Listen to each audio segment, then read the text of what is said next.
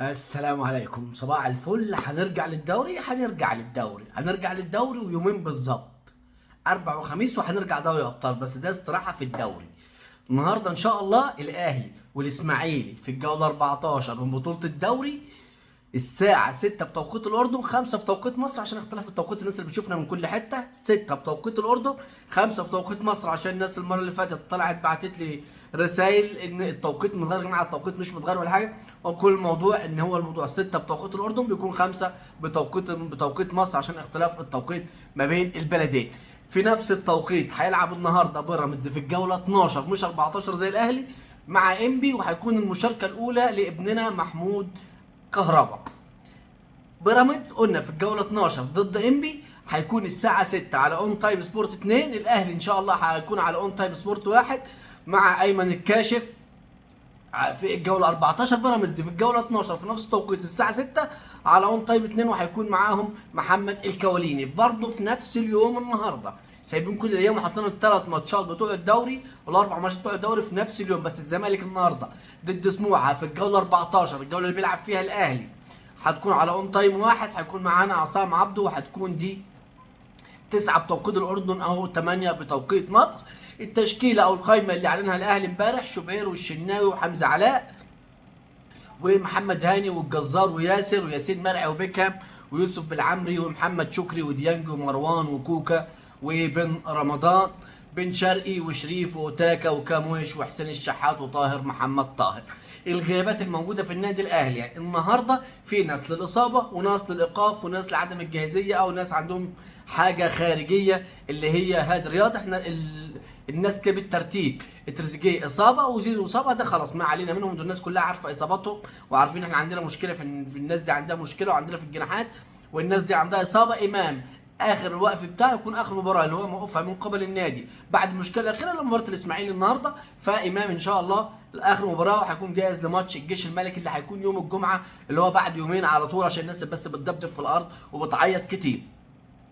هادي رياض عنده كمان حاجه في الجامعه او في الكليه بتاعته، فهادي غير متاح للمباراه بتاعت النهارده. احمد عيد عنده تراكم انذارات، احمد عيد عنده 3 انذارات، فبالتالي احمد عيد هيغيب النهارده عن المباراه. التشكيل المتوقع اللي نتمنى ان هو الراجل يلعب بيه: انا بتمنى شوبير، بس انا عارف انه هيلعب بالشناوي، لان الكلام اللي خارج كله انه هيكون شوبير هو الحارس الاساسي بعد مباراه الجيش الملكي او ابتداء من مباراه الجيش الملكي.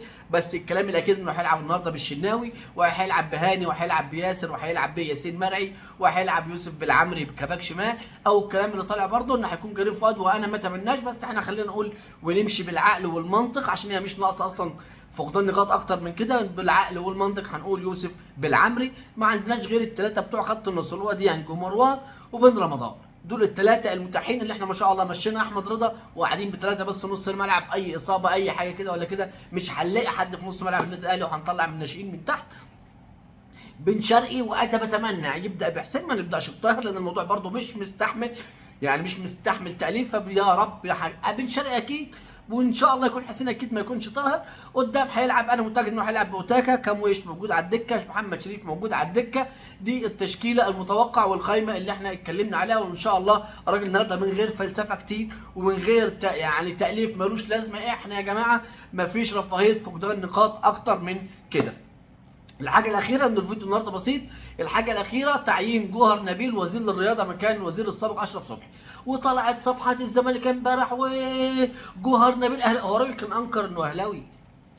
الراجل كان لاعب في النادي الاهلي وعضو في مجلس اداره النادي الاهلي، وراجل هو ما زال وهيفضل متواجد في النادي الاهلي. ايه المشكله يعني؟ ايه المفاجاه اللي انتوا طالعين تتكلموا فيها ان جوهر نبيل اهلاوي وعمرو اديب طالع بيلقح عليه؟ طب ما انت عندك عمرو الجنايني وغير عمرو الجنايني والوزير اللي اتشال اشرف صبحي نفسه الراجل ما كان زملكاوي. والجنايني قبل كده كان ماسك اتحاد الكوره، عشان بس ما تفهمش الناس غلط لما بتكلم مش عاوز ايه، ما كان ماسك اتحاد الكوره الجنايني وكان زملكاوي. عملوا ايه الناس دي؟ ايه اللي حصل يعني؟ عليكم بدل قضيه 10، عليكم بدل المليون 3 4 و5. وفكره ان حد بعت لي على الصفحه بيقول لي: ما انت بتتكلمش على اشرف داري؟ يا حبيبي اتكلم على اشرف داري راجل خلاص مالوش مكان عندنا، وراجل مش مناسب للفريق، فبالتالي احنا هنمشيه، فبالتالي هندفع له فلوسه. هو انا يا حبيبي ادفع له فلوسه ايا كانت 2 مليون 2، ولا اسيبه يروح يشتكي وياخد 3 4؟ يعني انا ادفع له مليون ولا 2 مليون دولار حاليا، ولا ما ادفعلوش فلوسه ويروح يشتكي في الفيفا ويجي عليا غرامه فوق الفلوس بتاعته وادفعهم 3 مليون ولا 4 مليون؟ ايه الفكره في حاجه زي كده؟ مش عايز اخرج عن موضوع جوهر نبيل. جوهر نبيل راجل من اساطير كرة اليد في مصر، والراجل معروف، راجل موجود، وراجل اداريا على مستوى عالي جدا، ونتمنى له التوفيق. اصل الراجل هيعمل فيك ايه اكتر من كده؟ الراجل هيعمل ايه في نادي الزمالك اكتر من كده؟ نادي الزمالك كفيل بابنائه الموجودين ومعروفين ان هم يبوظوه ويخربوا كل حاجه حلوه فيه. مفيش حاجه موجوده في نادي الزمالك غير جمهور نادي الزمالك. يعني مفيش حاجه في نادي الزمالك ماشيه عدل، وناس بتدعم نادي الزمالك بقلبها وبروحها، ومش محتاجه ومش مستنيه ومش بتسمسر حاجه من النادي غير جمهور نادي الزمالك. ده بس اللي اترفع له القبعه في نادي الزمالك. غير كده مفيش حاجه في نادي الزمالك، او نادي الزمالك مش محتاج حد من بره يبوظوا، هم وابنائه عندهم الكفاله ان هم يبوظوا كل حاجه فيه، ويعني النادي على حافه الهويه زي ما بيقولوا. اخواتنا وحبايبنا ادعمونا بلايك وشير عشان الفيديو يوصل عدد من الناس، من التفاعل ضعيف جدا على الصفحه. سلام.